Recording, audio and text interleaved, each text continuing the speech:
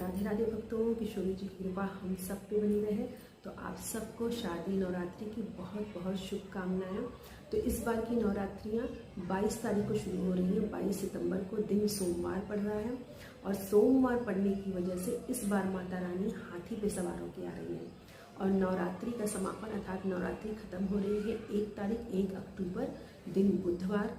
और इस बार तिथि वृद्धि होने की वजह से नवरात्रि 10 दिन की हो रही है, यानी कि माता रानी की सेवा करने का हमें 10 दिन मौका मिल रहा है। विजयदशमी 2 तारीख को मनाई जाएगी, 2 अक्टूबर के दिन। तो नवरात्रियों में व्रत का उपवास का विधान है। आप व्रत उपवास कर सकते हैं।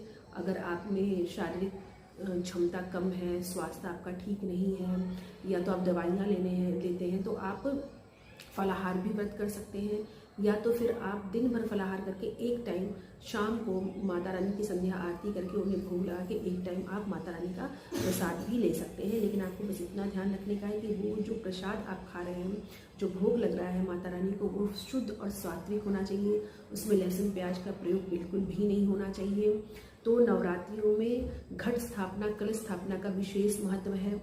माता के सामने आपको, माता रानी के सामने अखंड ज्योति जलानी है। अखंड ज्योत आप या तो तिल के तेल से जलाएंगे या तो फिर घी से जलाएंगे।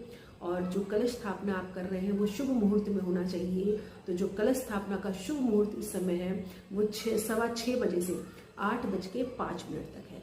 तो अगर आप सुबह 6:15 बजे से 8:05 तक आपने कलश स्थापना कर दी तो बहुत ही अच्छी बात है। लेकिन अगर आप नहीं कर पाए तो फिर आप अभिजीत मुहूर्त में भी कलश की स्थापना कर सकते हैं, जो कि पड़ रहा है 11:15 बजे से 12:35 तक। लगभग 11:30 से 11:45 से आप 12:30 मान सकते हैं। तो अभिजीत मुहूर्त भी कलश स्थापना के लिए बहुत ही शुभ है। तो अभिजीत मुहूर्त में भी आप कलश की स्थापना कर सकते हैं। तो आप ये 9 दिन की नवरात्रियों में देवी माँ को प्रसन्न करिए, ज़्यादा से ज़्यादा देवी माँ की स्तुति करिए, दुर्गा सप्तशती का पाठ करिए। आप देवी सूक्तम का भी पाठ कर सकते हैं।